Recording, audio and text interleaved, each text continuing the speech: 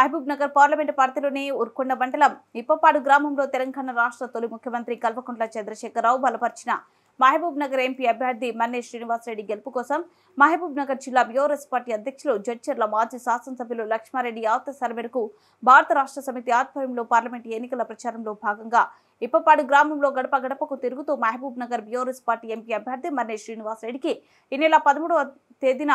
Car గుర్తుపై మీ అమూల్యమైన ఓటును కారు గుర్తుపై వేయించి భారీ మెజార్టీతో మళ్లీ రెండోసారి ఎంపీగా గెలిపించాలని కోరారు। ఈ కార్యక్రమంలో ప్రజాప్రతినిధులు మాజీ ప్రజాప్రతినిధులు బీఆర్ఎస్ పార్టీ నాయకులు యువకులు తదితరులు పాల్గొన్నారు।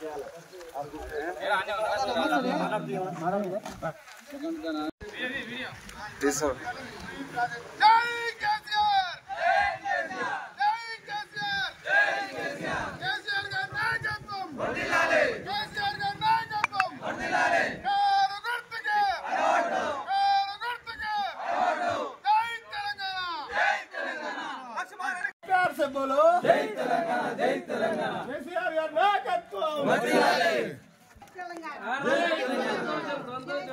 జై కేసీఆర్ కొట్టు కొట్టు జై కొట్టు జై కొట్టు తెలంగాణ జై తెలంగాణ మను జై